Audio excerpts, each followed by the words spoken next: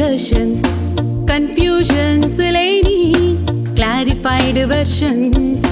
సమస్య ఏదైనా గాని కామన్ సెన్స్ తో ట్రబుల్ షూటింగ్, లాజికల్ నే కాదంటూనే మ్యాజికల్ సొల్యూషన్స్ ఇచ్చే లైఫ్ విజ్డమ్. సింప్లిసిటీ తన ఆభరణం, పాజిటివిటీ తన ఆయుధము, ఇన్స్పిరేషన్ రామోయిజం, ఇగ్నిషన్ స్వప్న జర్నలిజం.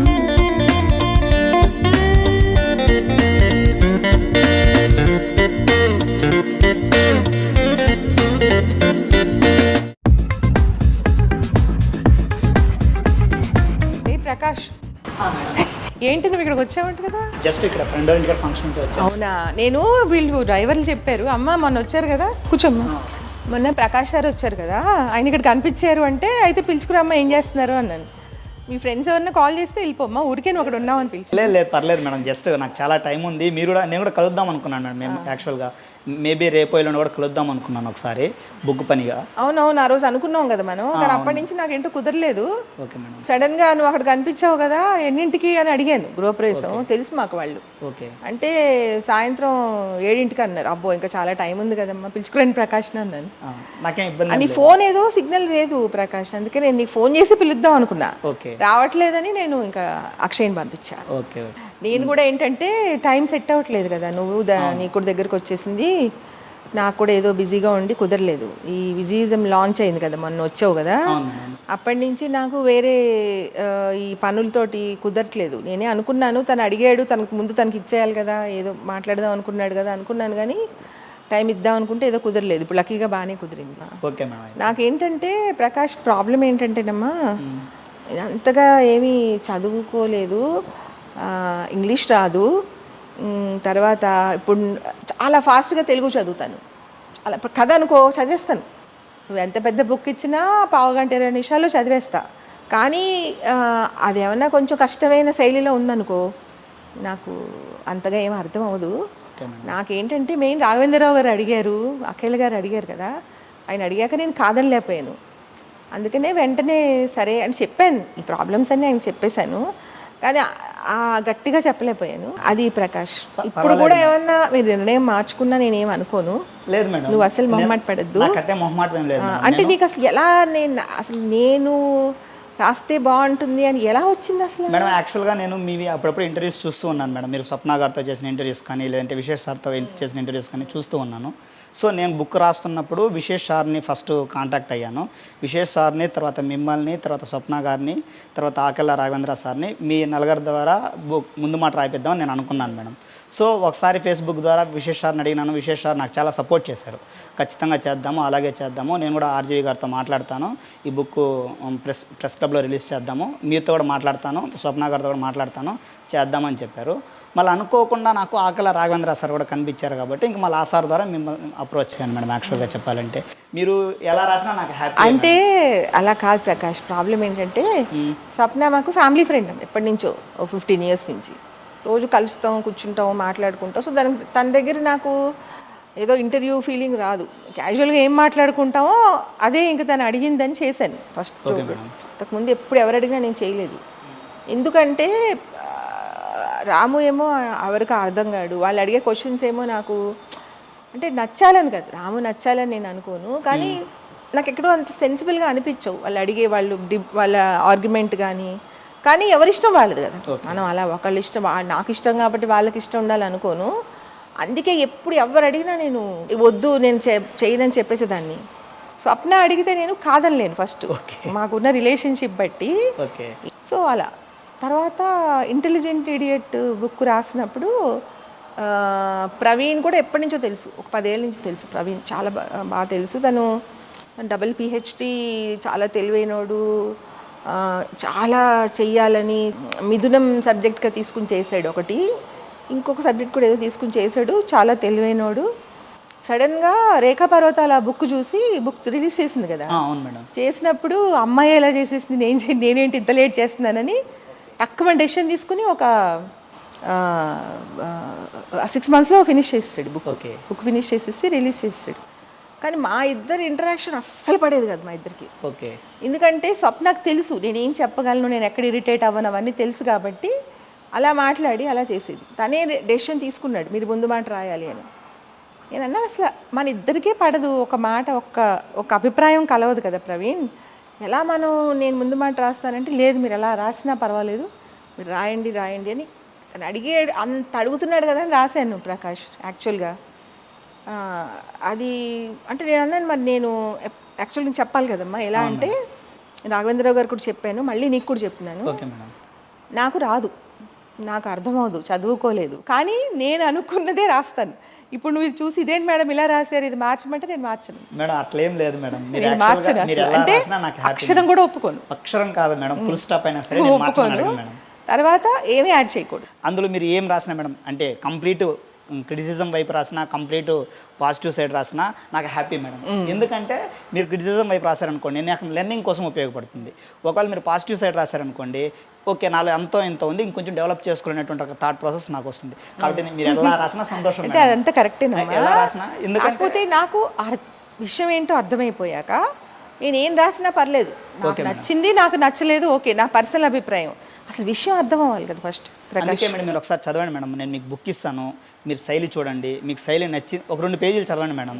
2 పేజీలు చదివిన తర్వాత ఇంట్రెస్ట్ ఉంటే 3వ పేజీ కూడా చదవండి. సో మీకు శైలి నచ్చింది, విషయం బాగుంది అనుకుంటే మీరు ఏం చేయాలంటే అది చేయండి మేడం. మీకు బుక్ చదివిన తర్వాత మీకు రాయాలనిపించలేదంటే కూడా ఓకే మేడం ఐఎమ్ హ్యాపీ. లేదు చదివిన తర్వాత మీరు పాజిటివ్ సైడ్ రాస్తారన్నా నెగిటివ్ సైడ్ రాస్తారన్నా లేదా ఎలా రాస్తారన్నా నాకు అదే ఖచ్చితంగా మీరు రాయండి. మీరు ఒకసారి చూడండి. ఫస్ట్ లైన్ ఏముంటుందంటే మరి ప్రకాష్ ఇప్పుడు నీతో చెప్పిన దాన్ని బట్టి నువ్వు మాట్లాడిన దాన్ని బట్టి నువ్వు చాలా ఫ్లెక్సిబుల్ చాలా తెలివైనవాడు అని నాకు అర్థమైంది, కానీ నన్ను సెలెక్ట్ చేసుకున్నావంటే ముందు మాటకి మళ్ళీ తెలివైనోడా కాదని నాకు అర్థం కాదు. ఫస్ట్ లైన్ అదే రాస్తాను. అర్థం లేదు మేడం, మిమ్మల్ని సెలెక్ట్ చేసుకుంటే తెలివిలేని వాళ్ళు ఎట్లా అవుతారు మేడం?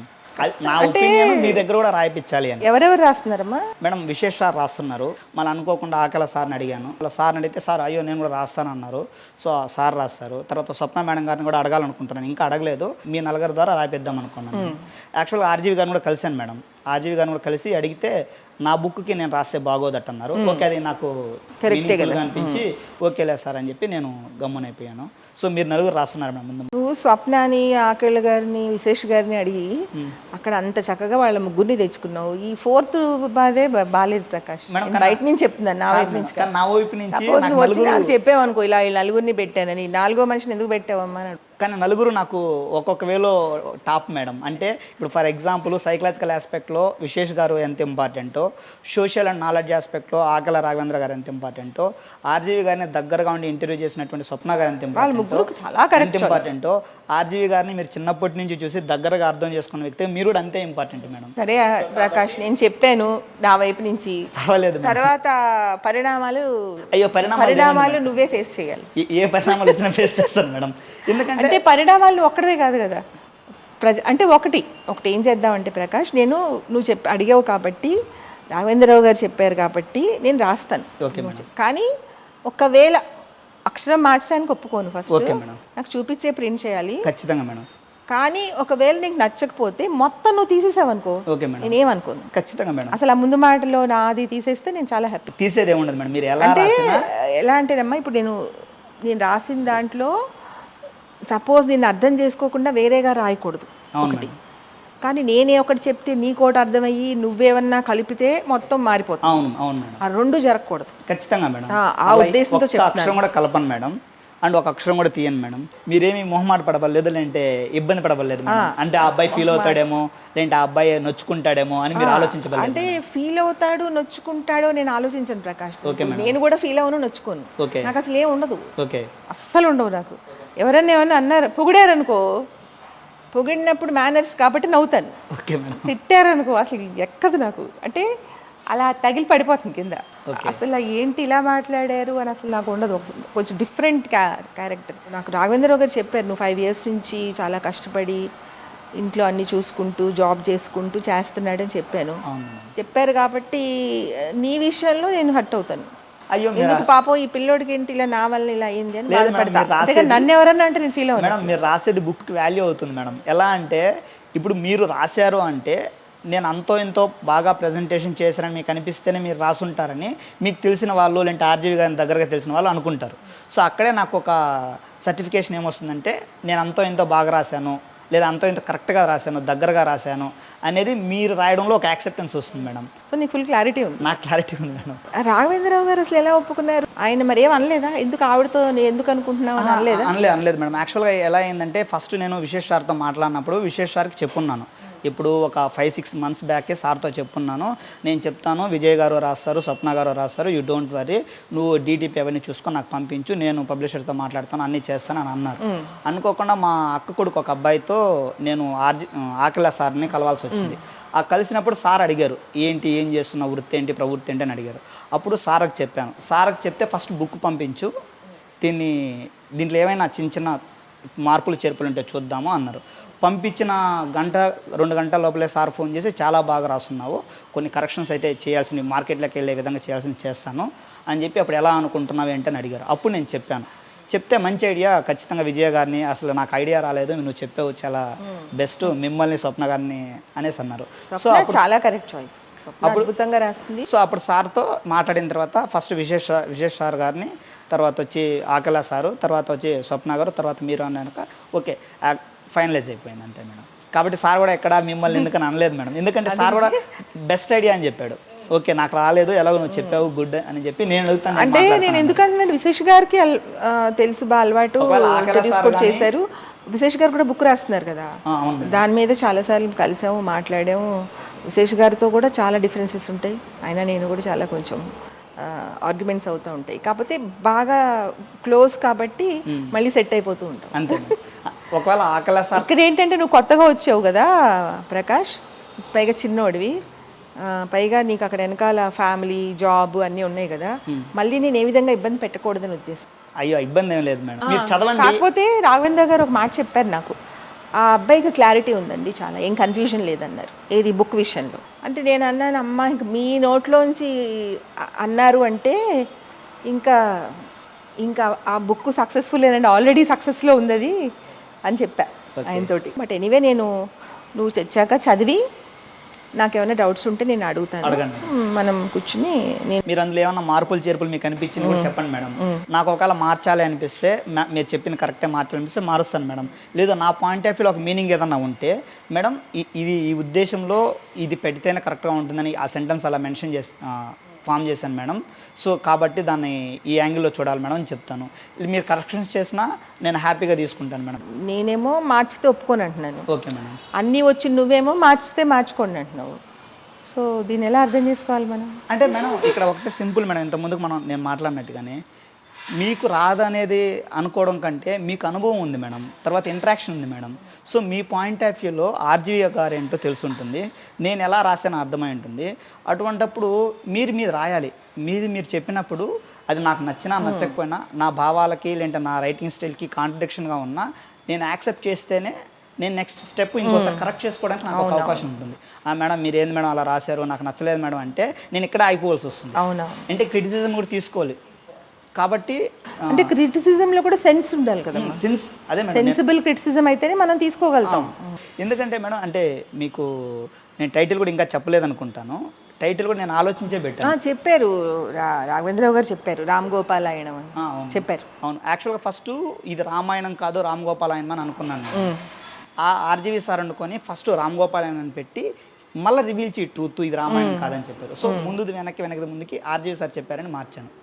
బాగుంది, టైటిల్ కూడా అలానే అనుకున్నాను మేడం. సో ఇప్పుడు నువ్వు చాలా క్లారిటీతో, చాలా సింపుల్గా, నాకున్న అపోహలన్నీ నీ బుక్ చదవకుండానే పోయినాయి. అయ్యో మేడం ఇప్పుడు ఏం అపోహలు లేవు, ఖచ్చితంగా నువ్వు చాలా ఏమంటారు దాన్ని, కాన్ఫిడెంట్గా చాలా కూల్గా తీసుకుంటావు, నేను ఏం రాసిందని అర్థమైపోయింది. సో నేను చదవకుండానే రాయడానికి ప్రిపేర్ అయిపోయాను నీతో మాట్లాడాక. Thank you madam. రెండు ఉంటాయి ప్రకాష్, ఇప్పుడు ఒకటేంటంటే కాన్ఫిడెన్స్, ఇంకొకటేమో ఎలా ఉంటుందంటే కొంతమందికి వాళ్ళకి ఒక్క మార్కు తక్కువ వచ్చినా భరించలేరు. ఓకే, అదొక పర్ఫెక్షన్. ఓకే, ఇప్పుడు కాన్ఫిడెంట్ ఉండాలి, పర్ఫెక్షన్. నా దృష్టిలో ఏంటంటే ప్రయత్నంలో అస్సలు లోపం ఉండకూడదు, 1% కూడా లోపం చేయకుండా ప్రయత్నం చేయాలి. అవ్వలేదనుకో మన తప్పు కాదుగా, మరి ప్రయత్న లోపం లేనప్పుడు ఏం జరిగినా సక్సెస్. ఓకే, రాఘవేంద్ర గారు నన్ను 1 లైన్లో ఒప్పించేశారు, ఏ మనవడు గురించో చెప్పినట్టు చెప్పారు. ఓకే, చాలా చాలా. అందుకని నాకు అక్కడే ఒక 25% నమ్మకం వచ్చింది ప్రకాష్. కానీ నేను నీతో మాట్లాడలేదు కదా, మాట్లాడితే కానీ ఏంటి అనేది అర్థం కాదు కదా. ఓకే ఇప్పుడు నాకు మాటలు ఆడగానే నాకు ఒక క్లారిటీ వచ్చేసింది. నేను రాస్తాను, ఓకే తప్పకుండా రాస్తాను ఓకే థ్యాంక్ యూ అన్నమాట. మేడం రాయండి మేడం. తర్వాత నువ్వు వచ్చి అడిగావు కాబట్టి తర్వాత అది ఎలా ఉన్నా అది నువ్వే ఫేస్ చేయాలి. ఖచ్చితంగా మేడం నాకే నేనేది తీసుకోను. ఓకే ఖచ్చితంగా రోడ్ మీద ఆపేసి అని అన్నా కూడా అది నేను ఎలా అస్సలు ఉన్నా నాకు తీసుకోను. ఎలా ఓహో, ఉన్నా నేను బాలేదా అంటాను. పర్ఫెక్షన్ ఎలా ఉండాలి, వాళ్ళు రాస్తున్నప్పుడు పక్కన నేను రాయడం ఏంటి, నేను రాయను అనాలి. ఓకే పర్ఫెక్షన్ అది ఓకే సిస్టమేటిక్గా పర్ఫెక్ట్గా ఉండేవాళ్ళది అలా అంటారు. కాన్ఫిడెన్స్ ఏంటంటే సరే వాళ్ళది బాగుంటుంది, అది బాగోదు, ఇప్పుడు ఏమైందని అదొక డిఫరెంట్గా ఉంటుంది కదా. అట్లేం లేదు మేడం, మీది బాగుంటుంది మేడం, మీది కూడా చాలా ఇంపార్టెంట్ కాబట్టి నేను మిమ్మల్ని అప్రోచ్ అయ్యాను మేడం. నేను బుక్ టైటిల్ ఆలోచించినప్పుడు కూడా రామ్ గోపాల్ ఆయన మీదే అని ఎందుకు అనుకోవాల్సి వచ్చిందంటే ప్రతి ఒక్కరి యొక్క జీవన విధానాన్ని లేదంటే ప్రతి ఒక్కరి యొక్క ప్రయాణాన్ని మనం పయనం అంటాం. సో మనం తెలుగులో సంధి చేసినప్పుడు రామాయణము లేదంటే రామ్ గోపాలం అలా చేస్తాం. ఇక్కడ ఆర్జీవి గారి యొక్క జీవన విధానాన్ని, ఆర్జీవి గారి యొక్క ఆలోచన విధానాన్ని నేను ఇక్కడ చెప్పాలనుకున్నాను కాబట్టి ఆ టైటిల్ కరెక్ట్ అవుతుందని అందుకే అనుకున్నాను. అంటే తన థాట్ ప్రాసెస్ని మనం, ఆయన థాట్ ప్రాసెస్ మనం చెప్తున్నప్పుడు దానికి సరైన పేరే పెట్టాలి అనే ఒక ఆలోచనతో అది అనుకున్నాను మేడం. యాక్చువల్గా ఫస్ట్లో వేరే పేర్లు అనుకున్నాను, బట్ వర్మ మన కర్మ అనే పుస్తకం వచ్చిన తర్వాత ఇంక దానికి రిలేటెడ్గా ఉండే పేర్లు ఆలోచించి పక్కన పెట్టేశాను. మళ్ళీ ఇది బెస్ట్ అనిపించింది. కానీ ఇది రామాయణం కాదని ఎందుకన్నానంటే ఆ రైమ్ ఉంది కదా, రిథమ్ ఉంది కదా, అలా కన్ఫ్యూజన్ అవ్వకుండా ఉండడానికి ఇది ఆర్జీవి గారి యొక్క జీవన విధానము, ఇది రామాయణం కాదు అని మంచి పని చేసావు, అది చాలా నచ్చింది నాకు. ఆ పేరు బాగుంది, ఆ ట్యాగ్ లైన్ బాగుంది, ఐడియా బాగుంది. నిన్ను ఇలా డైరెక్ట్గా కూర్చుని మాట్లాడితే నీలో ఉన్న క్లారిటీ, నీ ఇంట్రెస్ట్ ఓకే అన్నీ తెలుస్తున్నాయి. అంటే ఆ టెన్షన్ కూడా కనిపించట్లా. అంటే మేడం ఇక్కడ ఇంకోటి కూడా, అంటే ఇక్కడ కూడా ఇంకోటి కూడా ఏంటంటే ఆర్జీవి గారి యొక్క, అంటే అడగచ్చు మరి జీవన విధానం అంటే ఇంక వేరే వేరే పెట్టచ్చు కదా అంటే శ్రీరాముని యొక్క జీవన విధానానికి లేదా ఆయన యొక్క లైఫ్ స్టైల్కి ఆర్జీవి గారి యొక్క జీవన విధానానికి సారూప్యత అనేది ఉంది మేడం, సిమిలారిటీ అనేది ఉంది మేడం. అంటే ఎలా అంటే సింపుల్గా శ్రీరాముడు సింపుల్గా మనం 4 వాక్యాలు చెప్పుకుంటే తండ్రి మాట కట్టుబడి అడవులకు వెళ్ళాడు, అక్కడ చాలా ఇబ్బందులు పడ్డాడు, అక్కడ హనుమంతుడు, సుగ్రీవుడు, వానరసేనతో సావాసం చేశాడు, తర్వాత రాక్షస సంహార రావణాసుని రాక్షసుని సంహరించారు, తర్వాత అయోధ్యకు వచ్చాడు, పట్టాభిషిక్తుడయ్యాడు, తర్వాత రాజ్యాన్ని పరిపాలించడం కోసం అడవులకి సీతని పంపించి భార్య వియోగం చెందాడు. ఇది సింపుల్గా ఒక 4 వాక్యాల్లో. ఇప్పుడు similar thought process journey plot points మనం ఆర్జీవి గారి యొక్క జీవన విధానాలు కూడా చూడొచ్చు. ఎలా అంటే ఆర్జీవి గారు కూడా తన తండ్రి మాటను గౌరవించి ఇంజనీరింగ్ విద్య కోసం విజయవాడ వెళ్ళారు. అక్కడ సత్యేంద్ర లాంటి వాళ్ళతో సావాసం చేసి తర్వాత మంచి మంచి పుస్తకాలు అంటే ఫెడరిక్ నీషేవి, అయాన్ ర్యాండ్వి, డెకార్టేవి వీళ్ళందరివి చదివి తనలో ఉన్న రాక్షస గుణాలను, అంటే అక్కడ రాక్షస సంహారం ఎలా జరిగిందో ఇక్కడ రాక్షస గుణాలు అంటే నా ఉద్దేశం కోపము, ద్వేషము, జాలి, దయ లాంటి వాటిని తనలో తను సంహరించుకుని తర్వాత పట్టాభిషిక్తుడయ్యాడు. ఇలా శివ సినిమా దర్శకత్వం వహించి దర్శకుడిగా పట్టాభిషిక్తుడయ్యాడు. సో ఆ తర్వాత ఆయన తన యొక్క థాట్ ప్రాసెస్ని సమాజానికి చెప్పడానికో లేదంటే తన అభిప్రాయాలని తను నిక్కచ్చిగా చెప్పడానికో సొసైటీలో ఉన్న కొన్ని స్ట్రక్చర్స్ కారణంగా తన వాళ్ళకి ఇబ్బంది రాకుండా ఉండడం కోసం ఇక్కడ భార్య వియోగం కూడా జరిగింది. రత్న గారితో కూడా దూరంగా ఉండాల్సిన పరిస్థితి వచ్చింది. సో ఇక్కడ మొత్తం చూస్తే ఒక 5-6 ప్లాట్ పాయింట్స్ ఎంటైర్ లైఫ్ స్టైల్లో మ్యాచ్ అవుతున్నాయి. అందులో ఇంకొక విషయం ఏంటంటే అంటే ఇద్దరు క్షత్రియ వంశానికి సంబంధించిన వాళ్ళు. అటువంటప్పుడు దీనికన్నా మంచి టైటిల్ అనేది నాకు తెలిసి ఇంకేది ఉండదనిపించింది. సో ఇప్పుడు ఎందుకు పెట్టాను అని ఎవరైనా అడిగినా కానీ అక్కడ థాట్ ప్రాసెస్ ప్లాట్ పాయింట్స్, ఇక్కడ థాట్ ప్రాసెస్ వేరే ఉండొచ్చు కానీ ప్లాట్ పాయింట్స్ సేమ్. ఆ మధ్యలో ఉన్న ఫేస్ చేసిన ఖచ్చితంగా ఆర్జీవి గారు కూడా తనలో ఉన్నటువంటి కొన్ని అంటే సొసైటీలో ఉన్న మంచిగా చెప్పుకునేటి అంటే ద్వేషము, కోపం లాంటివి అధిగమించడంలో చాలా స్ట్రగుల్ ఫేస్ చేసి ఉండాలి, అక్కడ చాలా ఇబ్బందులు పడి ఉండాలి. ఏ విధంగా అయితే అరణ్యవాసంలో శ్రీరాముడు ఇబ్బందులు పడ్డాడు అనుకుంటామో ఇక్కడ మనిషి కూడా తనను తాను రూపొందించుకోవడంలో, తనను తాను ఎదగడంలో చాలా ఇబ్బందులు పడాల్సి వస్తుంది మానసికంగా. అదేవిధంగా చాలా ఉంటాయి కానీ చెప్పడు కానీ ఉంటాయి, మనకు అర్థమైపోతుంది కదా. అదేవిధంగా ఇంత ప్రయాణాల్లో ఎన్ని ఇబ్బందులు సినిమా డైరెక్టర్ అవ్వాలనుకుంటున్నప్పుడు అది ఆ టైంలో సోషల్ మీడియా కూడా లేని రోజుల్లో చాలా ఇబ్బందులు పడి ఉంటాడు. సో కాబట్టి there is a plot points, అందుకని ఈ టైటిల్ ఫిక్స్ చేసుకున్నాను మేడం. బాగుంది ప్రకాష్, చాలా నచ్చింది నాకు టైటిల్.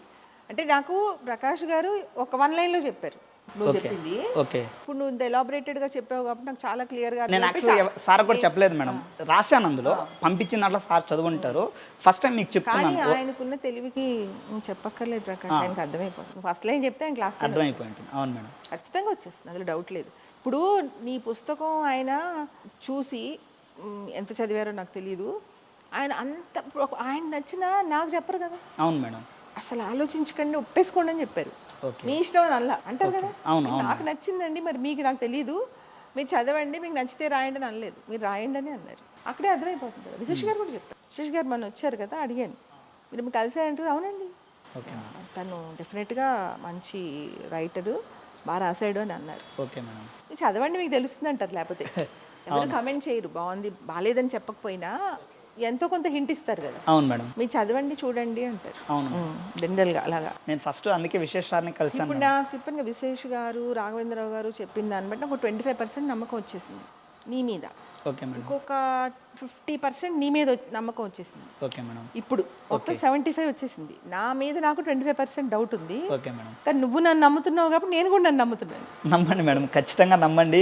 మీకు బుక్ చదివిన తర్వాత మీకు 100% సాటిస్ఫాక్షను, కాన్ఫిడెన్స్ వచ్చేస్తుంది మేడం. ఇప్పుడు ఇంకోటి ఏంటంటే, రాము ఏం చేస్తాడంటే ఏదో విషయం మాట్లాడుతున్నప్పుడు ఫ్లోలో ఇంకోటి ఏదో అడిగేస్తాడు. అంటే మనం చెప్పని ఉంటాయి కదా కొన్ని, అవును మేడం. నలుగురిలో మొహమాట పడే వాళ్ళు ఏమన్నా ఉంటే ఏం చేస్తాడంటే, ఏదో విషయం మాట్లాడుతూ మధ్యలో ఈ క్వశ్చన్ వేసేస్తాడు. ఓకే. సో అలాంటి క్వశ్చన్స్ కొన్ని నేను అడుగుదాం అనుకో. అడగండి మేడం. గర్ల్ ఫ్రెండ్స్ ఉన్నారా?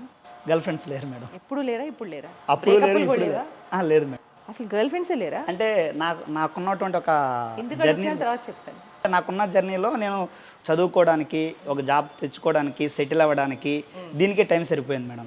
సో సెటిల్ అయిన తర్వాత, జాబ్ వచ్చిన తర్వాత జాబుని కొంత నిలబెట్టుకోవడానికి, ఆ తర్వాత ఏంద్రా అంటే బుక్ మీద కాన్సన్ట్రేషన్ చేయడానికి అలానే సరిపోయింది.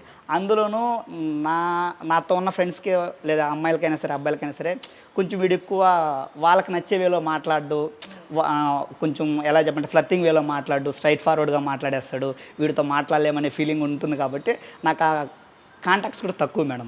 ఎవరైనా ఉండేవాళ్ళు కూడా ఫీమేల్ ఫ్రెండ్స్ ఎవరైనా ఉన్నారు అంటే రిలేటివ్స్గా ఉండి ఒక 5-10 years జర్నీ చేసిన వాళ్ళే ఒకరిద్దరు ఫ్రెండ్స్ ఉన్నారు. కాబట్టి గర్ల్ ఫ్రెండ్స్ లేరు మేడం. బ్రేకప్ లేదు, అప్పుడు లేదు, ఇప్పుడు లేదు మేడం. ఫ్యూచర్ చెప్పాలి. కాదులే, ఇప్పుడు ఇంక ఈ బుక్ చదివాక చాలా మంది వచ్చి అడుగుతారు. అయ్యో, అది ఎలా నాకు తెలిసి అడుగుతారు చాలా మంది అడగలేదు. డెఫినెట్గా. అంటే నువ్వు ఒప్పుకుంటావా ఒప్పుకోవా తర్వాత విషయం, కానీ డెఫినెట్గా ఫ్యాన్స్ అవుతారు కదా. అప్పుడు ఏంటంటే ఎందుకు అడిగానంటే చెప్తాను. ఎందుకంటే గర్ల్ ఫ్రెండ్స్ ఉన్నారా అని ఎందుకు అడిగానంటే, మీలాగా ఆలోచించే వాళ్ళు కొంతమంది ఏంటంటే చాలా సీరియస్గా ఉంటారు. ఇంక ఇలా పట్టుకుందంటే ఓ బుక్ రాయాలనే తపనలో విపరీతంగా సీరియస్ అయిపోయి ఇంకా ఎవరితో మాట్లాడరు, కొంచెం డిస్టర్బ్డ్గా ఉంటుంది వాళ్ళకి. అది కరెక్ట్గా వస్తుందా రాదా రిలీజ్ అయ్యే వరకు. అందుకని కొంచెం డిస్టర్బ్డ్గా ఉన్నప్పుడు ఒక రిలీఫ్ కోసం అన్న గర్ల్ ఫ్రెండ్స్ని పెట్టుకుంటారు, లేకపోతే మళ్ళీ ఇది ఎందుకు తలనొప్పి అని కూడా పెట్టుకోరు. 2 కారణాలు ఉండొచ్చు. అలా ఆలోచించవచ్చు, ఇలా ఆలోచించవచ్చు. నీకేంటంటే నువ్వు చెప్పిన దాన్ని బట్టి విపరీతంగా వర్క్ మీదే కాన్సన్ట్రేషన్, దేని మీద లేదు. అర్థమైంది. ఇప్పుడు ఇన్ని రోజులు అలా ఉన్నావు కాబట్టి ఇప్పుడు ఇంకా నువ్వు ఏదో ఒక డెసిషన్ తీసుకోవచ్చు. పెళ్ళి, గర్ల్ ఫ్రెండ్. పెళ్ళి అయితే చూస్తున్నారు మేడం, అమ్మ చూస్తుంది. సో అది అయితే అది ఉంది. చాలా మరీ గుడ్ బాయ్. అయ్యో అట్లే అంతేగా మరి, అమ్మ చూసి చేసుకుందాం అనుకున్నావు అంటే గుడ్ బాయ్. అమ్మ చూసిన అమ్మాయినే చేసుకున్నావు, గర్ల్ ఫ్రెండ్ లేదు అంటే గుడ్ బాయ్ లెక్కే కదా. అంటే అమ్మ చూసిన అమ్మాయిననే ఏం లేదు మేడం, ఇంట్లో చూస్తున్నారు. ఈ టైంలో ఒకవేళ నాకెక్కడ పరిచయం అంటే నాకెక్కడ తారాసపడలేదు మేడం. ఈ అమ్మాయిని లవ్ చేస్తే బాగుంటుంది, లేదంటే ఇలాంటి అమ్మాయి నా లైఫ్లోకి వస్తే బాగుంటుంది అనే విధంగా నాకు ఎక్కడ తారాసపడలేదు. ఆ తారాసపడి ఉంటే మేబీ మీరు చెప్పినట్టు నాకు ఉంటారేమో. సో మనకు ఒక సెన్స్ ఆఫ్ బిలాంగింగ్నెస్ ఉంటుంది కదా మేడం. మనకు సెట్ అయితే ఎవరు ఉంటారు, సెట్ కాని వాళ్ళు ఎవరు ఉంటారు అంటే మన కంపెనీని ఎంజాయ్ చేయగలగాలి. అంటే నాకు అర్థమైంది, నీకు ఆ ఇంట్రెస్ట్ కాదు, నీకు వేరే ఈ వర్క్ మీద ఇంట్రెస్ట్, బుక్ మీద ఇంట్రెస్ట్, దీని మీదే ఉంది ఇంట్రెస్ట్ ప్రస్తుతానికి. నాకు అది అర్థమైపోయింది. అయితే ప్రకాష్ అయితే నేను రాస్తాను. ఓకే రాస్తాను. Thank you madam. అది అంటే ఇప్పుడు నాకు ఇందాక నేను మార్చను అన్నాను కదా, నువ్వు అడిగితే మారుస్తాను. ఏదన్నా ఒకవేళ నువ్వు అలా కదిలా పెడదామంటే కూడా దాని మీద ఆలోచన. Okay thank you madam. ఖచ్చితంగా నేను మ్యాక్సిమం మార్చమని అడగను. ఒకవేళ ఏదైనా అనిపిస్తే మేడం ఇది ఎందుకు ఇలా వచ్చింది, ఇది ఎందుకు వచ్చింది, ఇది ఒకవేళ మార్చినా ఇంకొంచెం వాల్యూ అవుతుంది అనుకుంటే అడుగుతాను మేడం. దాంట్లో ఏమన్నా మార్పులు చేర్పులు ఉంటే కూడా మన ఇద్దరం చూద్దాం. Okay madam. ఒకవేళ నాకు అర్థమైంది, నేనేం ఆలోచిస్తున్నానో నీకు అర్థమవుతుంది, నువ్వేం ఆలోచిస్తున్నావో నాకు అర్థమవుతుంది ఖచ్చితంగా. ఏదన్నా ఉన్నా కూడా నేను తప్పకుండా మనం మారుద్దాం. Okay madam. ఇంకా నాకైతే హ్యాపీ. Thank you madam. ఎందుకంటే ఒక 90% మందికి అర్థమవుదు ప్రకాష్. నేను చూడలేదు రాము అర్థమవడం కానీ. మేడం నా ఉద్దేశంలో ఈ బుక్ అంతో ఎంతో ఉపయోగపడుతుంది అనుకుంటున్నాను మేడం. ఎందుకంటే నేను ఎంచుకున్న థీమ్ కూడా ఏమి ఎంచుకున్నానంటే, ఆర్జీవి గారు ఎలాంటి కామెంట్లు చేశారు, ఆయన ఎందుకు అలా చేస్తుండొచ్చు, వాటిని మనం ఎలా అర్థం చేసుకోవాలి, మన యొక్క జీవితానికి అవి ఎలా ఉపయోగపడతాయి అంటే సింపుల్గా ఆర్జీవి గారి కామెంట్స్ ఏంటి, వాటిని ఎలా అర్థం చేసుకోవాలి, ఎలా ఉపయోగించుకోవాలని రాశాను మేడం. సో అది చెప్పాలి అనే ఒక ఉద్దేశంతో, అంటే నాకు ఒక చిన్న ఎక్స్పీరియన్స్ కూడా ఉంది మేడం. కొన్నిసార్లు ఆర్జీవి గారు ఏమంటారంటే, నేను ఉదయం లేసిందే ఆ సినిమా చూస్తాను, ఈ సినిమా చూస్తాను అంటారు. ఇంకోసారి ఇంకేదో ఆడ్ కామెంట్ చేస్తానంటారు. చూసే వాళ్ళకి అక్కడ ఆ మాట చెప్పాడు, ఇక్కడ ఈ మాట చెప్పాడు అంటారు. కానీ ట్రూత్ ఏముంటుందిరా అంటే, నాకు అనిపించేది ఇంత జర్నీ ఉన్న ఆయనకి, అంటే బాలీవుడ్కి వెళ్ళి కూడా సినిమా దిగల ఉన్న ఆయనకి మార్నింగ్ లేసి ఒక 5 మినిట్స్ 10 మినిట్స్ అన్నెసెసరీ వాటికి టైం స్పెండ్ చేస్తారనేది నేను అనుకోను మేడం. కానీ అది ఎందుకు చెప్పుకుంటారు అంటే, దాని అది తప్పు కాదు, అంటే పోర్న్ అనేది తప్పు కాదు అని స్ట్రాంగ్గా చెప్పడం కోసం ఆర్జీవి గారు అలాంటి స్టేట్మెంట్ చేస్తుంటారు. అంతే తప్పితే దాని అర్థం ఆయన చేస్తారని ఎవరైనా అనుకుంటే అది సరిగ్గా అర్థం చేసుకోలేదని నాకు అనిపిస్తుంది. అంటే అలా చేసి కూడా సక్సెస్ అవ్వచ్చు. ఒక కజిన్ ఇలా చెప్పాడు అలా చెప్పాడంటే నువ్వు అర్థం చేసుకోవాల్సింది అదే. ఖచ్చితంగా నేనైతే యాక్సెప్ట్ చేయను, బిలీవ్ చేయను ఒకళ్ళు నిజమైనా కానీ. నువ్వు దీన్ని అర్థం చేసుకోవాల్సింది ఇక్కడని నేను చెప్పాను మేడం. సో ఫ్రెండ్స్తో ఒకరిద్దరితో ఎలా అయితే మాట్లాడుతూ ఉంటానో దాన్ని ఇంకొంచెం పొయిటిక్ వేలో అదే థాట్ ప్రాసెస్ని కొంచెం అర్థమయ్యే వేలో రాద్దామని ఆలోచించి యాక్చువల్గా పాటగా రాయాలనుకున్నాను మేడం. 2018లో ఒక పాటగా స్టార్ట్ చేద్దాం అనుకున్నాను. అది పాట కాస్త పెద్ద పొయిటరీ ఓకే ఇది పెద్ద పొయిటరీ అవుతుంది, ఇంకప్పుడప్పుడు ఆలోచిస్తుంటే కొత్త కొత్త ఆర్టికల్స్ వస్తున్నాయి అని చెప్పి బుక్ రాద్దాం అనుకున్నాను. మళ్ళీ అది కొద్ది రోజులు పక్కకి వెళ్ళింది. మళ్ళీ 2021లో ఒక 3 ఆర్టికల్స్ 4 ఆర్టికల్స్ రాశాను. మళ్ళీ కొద్ది రోజులు పక్కకి వెళ్ళింది. మళ్ళీ 2023లో స్టార్ట్ చేశాను. ఫైనల్గా ఫినిష్ అయిపోయింది. సూపర్, బాగుందమ్మా. నువ్వు చెప్పినవన్నీ నాకు నచ్చినాయి ప్రకాష్. సో నేను నా అపోహల్లోంచి నువ్వు బయట తీసుకొచ్చేసావు. కొన్ని అపోహలు ఉన్నాయి. ఓకే, ఈ అబ్బాయి ఏం మీరు ఇంకా ఏదైనా ఉన్నా అంటే ఇప్పుడు రాముతో పాటు ట్రావెల్ చేసిన వాళ్ళే కరెక్ట్గా అర్థం అవ్వదు. కరెక్ట్గా రాముని అర్థం చేసుకోవడం నేను ఇప్పటివరకు చూడలేదు. చాలా తక్కువ మంది వేళ్ల మీద లెక్క పెట్టచ్చు అర్థం చేసుకున్న వాళ్ళు. అప్పుడు ఈ అబ్బాయి ఎక్కడి నుంచో వచ్చి పైగా బుద్ధిమంతుడు, ఏదో చదువుకుని జాబ్ చేసుకుని వచ్చే అబ్బాయికి ఏం అర్థం అవుతుంది అని నాకు కొంచెం డౌట్ ఉంది. చెప్పాలి కదా నిజం. కానీ ఇప్పుడు ఆ అపోహలన్నీ నాకు తొలగిపోయినాయి. చాలా క్లారిటీ వచ్చేసింది నాకు. ఇప్పుడు విపరీతంగా క్లారిటీ వచ్చింది. నాకే కాదు ఎవరికైనా నచ్చుతుంది ప్రకాష్. నేను చదవకుండానే చెప్తున్నాను. Okay, thank you madam. ఇంకొకటి ఏంటి, నువ్వు ఈ పనిని బట్టి ఈ బుక్ రాస్తున్నాను కదా అని వేరే పని వదిలేదు. లేదు మేడం, జాబ్ చేస్తున్నావు, ఫ్యామిలీ చూసుకుంటున్నావు, ఇది కూడా చేస్తున్నావు. అవును మేడం. ఎప్పుడైతే అది ఉందో అక్కడ బుక్ కూడా చాలా క్లియర్గా ఉంటుంది. నాకు అర్థమైపోయింది. ఓకే మేడం, నాకు నచ్చుతుందని నాకు ముందే చెప్పేస్తున్నాను. నాకే కాదు నచ్చాలని అనుకుంటున్నాను మేడం. నచ్చుతుందని అనుకుంటున్నాను. ఆ వేలోనే రాశాను. క్లారిటీ వచ్చేసి కానీ నచ్చడం కోసం రాయలేదు, ట్రూత్ రాశాను కాబట్టి నచ్చడం అంటే నేను అనేదమ్మా సెన్స్ ఉండాలి కదా. నువ్వు రాసిన దాంట్లో సెన్సిబుల్గా ఉండాలి. నచ్చడం అంటే ఏంటి, అభిప్రాయాలు మార్చుకోమని కాదు. Okay madam. నువ్వు రాసిన దానికి అసలు రాము ఏం ఆలోచిస్తున్నాడు, నీకేం అర్థమైంది అనేది కదమ్మా అక్కడ. అవును మేడం. ప్రజలకి ఏం అర్థమవుతుంది అనేది పట్టుకోవాలి కదా. అవును మేడం. ఎక్కడ వాళ్ళు కొంత అర్థమవుతుంది, కొంత అర్థమవుతుంది చాలా మందికి, లేదా అసలు ఏమీ అర్థమవుతుంది. మాట్లాడడం మొదలెట్టగా అసలు బుక్ పేరు అప్పా వీడి మీద బుక్ ఏంటి అని అనుకునేవాళ్ళు కూడా ఉంటారు మేడం, ఉంటారు.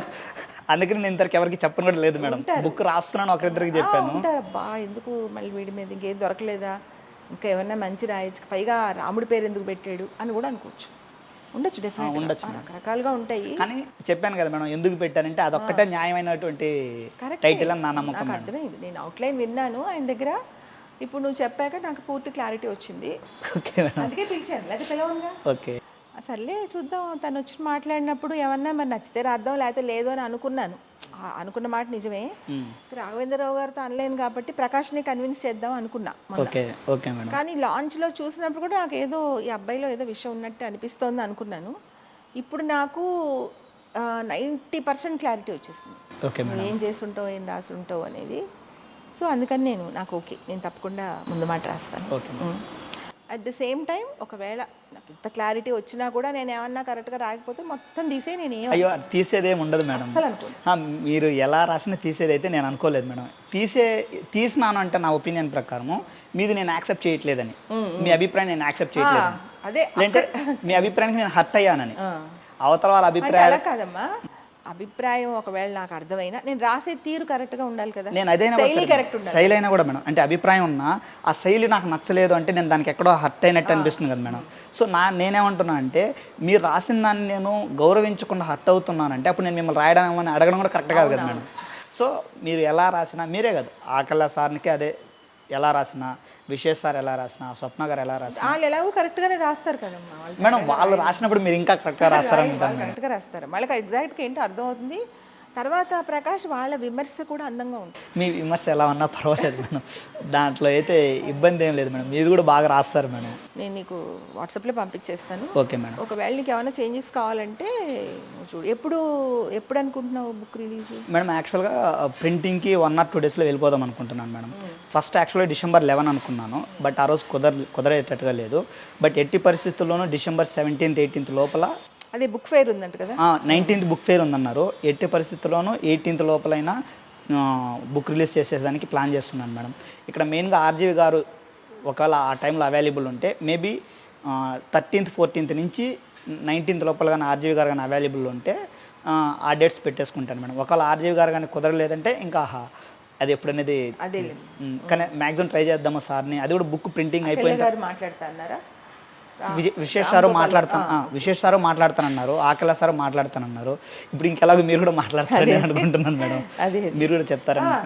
కానీ ఫస్ట్ నాకు విశేష్ సారే మేడం. అంటే విశేష్ సార్ కానీ ఒకసారి ఫేస్బుక్లో సారు బుక్స్ పెట్టున్నారు ఆర్జీవి గారిది.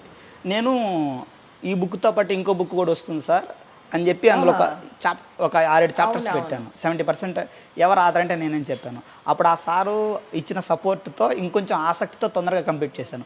ఒకవేళ అక్కడ కానీ నిరాశపరుచుంటే మేబీ అంటే ఆర్జీవి గారు ఒప్పుకోరయ్యా, నువ్వు ఎందుకు రాస్తున్నావు, ఊరికే రాసి టైం వేస్ట్ అలా అనుంటే మేబీ నేను ఆలోచించి ఉండలేను. కానీ ఖచ్చితంగా చేద్దాము. అసలు నేను చెప్పకముందుకే ఆర్జీవి గారికి చెప్పేశారు, పలానా ఎవరో సమ్ ఎక్స్ అనే అబ్బాయి మీ మీద బుక్ రాస్తున్నారని చెప్పి ఆర్జీవి గారికి చెప్పేశారంట. నాకు మెసేజ్ పెట్టారు. నాకు ఎప్పుడో చెప్పారు. సో దాంతో నేను ఎందుకు చెప్పారు తెలుసా, ఆయన రాస్తున్నారు కదా బుక్, ఒకరోజు పేర్లు చూపించారు నాకు. ఓకే, బుక్కి ఇలా పేర్లు పెడదాం అనుకుంటున్నానండి అని 10 పేర్లు చూపించారు. ఓకే. సో నాకు అందులో ఏదో ఒకటి నచ్చిన, ఇది బాగుంటుందేమో ఊరికే అన్నాను. ఫైనల్గా ఆయన ఇష్టం, ఆయన అడిగారు కదా అని చెప్పాను. చెప్పి ఇలా బుక్ రిలీజ్ చేద్దాం అనుకుంటున్నానండి, నెక్స్ట్ నాతో ఇంకొక అబ్బాయి కూడా రాస్తున్నాడు బుక్, మరి అది వస్తుందో ఇది వస్తుందో చూద్దాము అన్నారు. ఓకే. ఎప్పుడో అంటే ఏప్రిల్ అలా ఉండొచ్చు అంతే. ఇంకెప్పుడైతే సారా ఆ మాట అన్నారో ఇంకా 100% ఆర్జీ గారి చేతుల మీదుగా మీలాంటి వాళ్ళందరి సమక్షంలో బుక్ రిలీజ్ అవుతుందని అటువంటి కాన్ఫిడెంట్ వచ్చింది మేడం. మళ్ళీ అనుకోకుండా సార్ ద్వారా ఆకలి సార్ కనెక్ట్తో ఎవరైతే ఏముందిలే మనకు బుక్ ఫైనల్గా రీచ్ అవ్వాల్సిన చోటికి రీచ్ అవుతుందని మళ్ళీ ఇట్లా ట్రావెల్ చేయాలి. అంటే సార్ కూడా ఇక్కడ నన్ను కవర్ పేజ్ చేయించావా, నన్ను చేసేయమంటావా, డీటీపీ చేయించావా, నేను చేసేయమంటావా అని చెప్పి ప్రతి ఒక్క విషయంలో సారే నన్ను అడిగి నాకు సపోర్ట్గా ఉన్నారు కాబట్టి ఇంకా అలా వెళ్ళిపోయాను మేడం. సో అప్పుడు అక్కడ నిరాశపరచకపోవడం. ఇప్పుడు నీ అదృష్టం ఏంటంటే ప్రకాష్, విశేష్ గారు, రాఘవేంద్రరావు గారు వాళ్ళందరూ చాలా మంచోళ్ళు, చాలా ఫెయిర్. ఎవరినైనా ఎంకరేజ్ చేద్దాం అనుకుంటారు తప్ప టైం ఎందుకు ఇవ్వాలని కూడా అనుకోరు. అవును మేడం, చాలా మంచి విశేష్ గారు, చాలా బాగా తెలుసు, చాలా మంచి ఆయన. అవును మేడం, చాలా మా అందరికీ బాగా ఇష్టం ఆయన. అంటే ఎవరికి హెల్ప్ చేద్దామనే రెడీగా ఉంటారు, ఎవరికి హెల్ప్ చేద్దామని. ఈ విషయం అని కాదు, ఏ విషయం అయినా సరే అర్థమవుతుంది, ఖచ్చితంగా హెల్ప్ చేసే మోడ్లో ఉంటారు ఎప్పుడు, ఏది అడిగినా ఎవరికైనా, అది తెలియని వాళ్ళైనా తెలిసిన వాళ్ళైనా ఎవరైనా. సో ప్రకాష్, టీ తాగుతావా? టీ తెప్పించినా? వద్దామా? సో చాలా బాగానే వచ్చావు, నాకు మా ఐడియా వచ్చింది, మనం కలుసుకుని ఒక పని అయిపోయింది, మళ్ళీ నువ్వు ప్రత్యేకంగా రావక్కర్లేకుండా. Okay madam. నాకు అంటే ఎక్కడో నాకు మొన్న చూసినప్పుడు ఈ అబ్బాయి ఏదో కరెక్ట్గానే అనిపిస్తున్నాడు అనుకున్నాను. Okay madam. సో బాగుంది అయితే నీతో మాట్లాడడం, ఇంత క్లారిటీ రావడం. అంటే ఒకటి మేడం, ఇక్కడ ఆర్జీవి గారి మీద నేను బుక్ రాస్తానని నేను ఎప్పుడు అనుకోలేదు. ఆర్జీవి గారు ఏదైతే ప్రజలకి నేర్పించడానికి ట్రై చేస్తున్నారో అందులో చాలా క్వాలిటీస్ నీలో కనిపిస్తున్నాయి. Okay madam, thank you.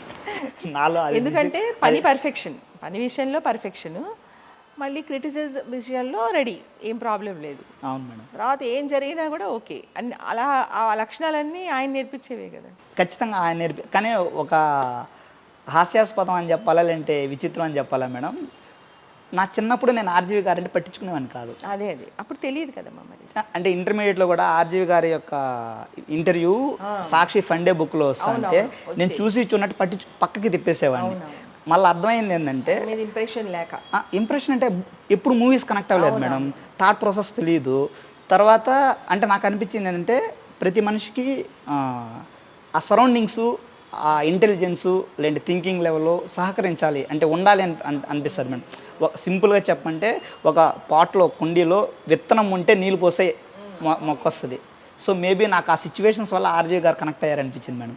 అంటే కొన్ని కోడ్స్ కరెక్ట్గా నేను అబ్జర్వ్ చేస్తున్న టైంలోనే 2013, 11 ఆ టైం పీరియడ్లో నాకు అవి కనెక్ట్ అయ్యాయి. అంటే నాకేమర్థమైందంటే ప్రకాష్ నీతో మాట్లాడి ఎక్కడ సెన్స్కి కనెక్ట్ అవుతావు, నాకు లాజికల్గా సెన్సిబుల్గా అనిపించింది, కనెక్ట్ కనెక్ట్ అయిపోతావు, అయిపోతాను మేడం. అర్థమైపోతుంది. అది లేనప్పుడు పట్టించుకున్నాను. ఒకే ఒక పొరపాటు ఏంటంటే నన్ను ఎంచుకోవడం తప్ప నువ్వు ఇంకే తప్పులు ఏం చేయలేదు. లేదు మేడం. చిన్నప్పటి నుంచి అన్నీ కరెక్టే చేసావు, ఇది ఒకటే కొంచెం సెన్స్కి కనెక్ట్ అవ్వలేదు. కానీ నా పాయింట్ ఆఫ్ వ్యూలో నాకు సెన్స్ ఉంది కదా మేడం. అంటే నేను ఇక్కడ 4 కేటగిరీస్ ఎంచుకున్నానని చెప్పాను కదా మేడం.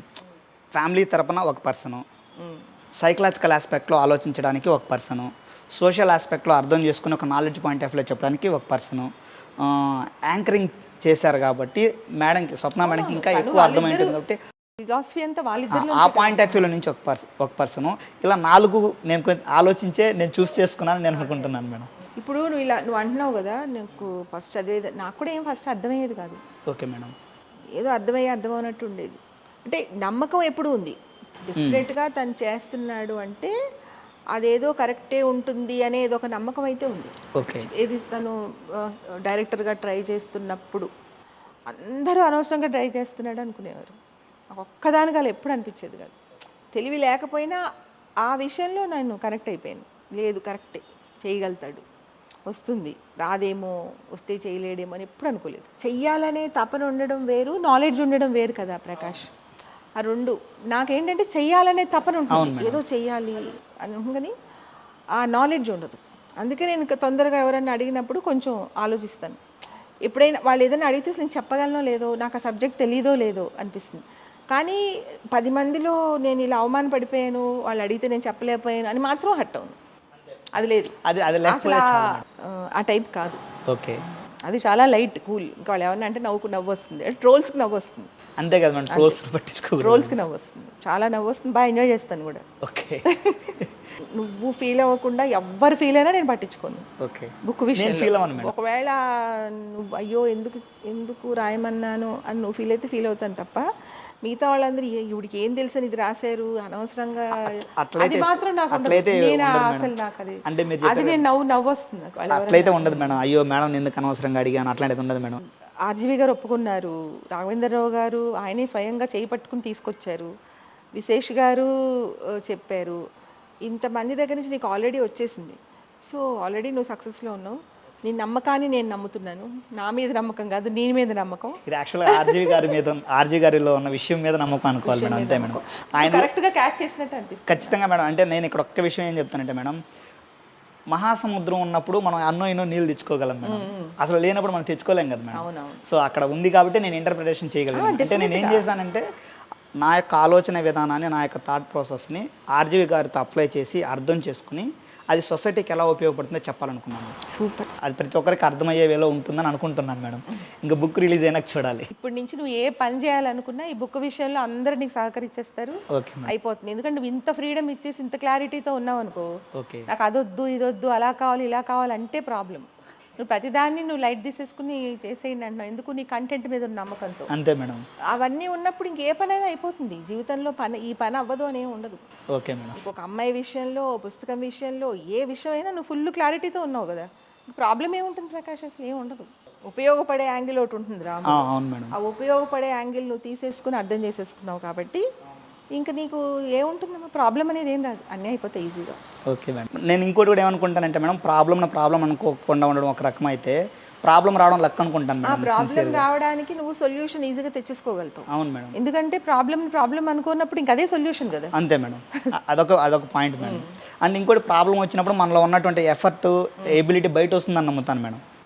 ప్రాబ్లం వచ్చి మనం ఆలోచించినప్పుడు అది ఎందుకు వచ్చింది, దాన్ని ఎలా సాల్వ్ చేయాలి, దాన్ని ఎలా సాల్వ్ చేస్తే మళ్ళీ వేరే ఎలాంటి పరిణామాలు వస్తాయని ఆలోచించాల్సినటువంటి అవకాశం వస్తుంది కాబట్టి అది మనకు మంచిగా చేస్తుందని నమ్ముతాను మేడం. కాబట్టి ఇప్పటివరకు ఎక్కడ నేను ఫీల్ అయ్యింది అయితే లేదు మేడం. ఓకే ప్రకాష్ అయితే. Okay madam.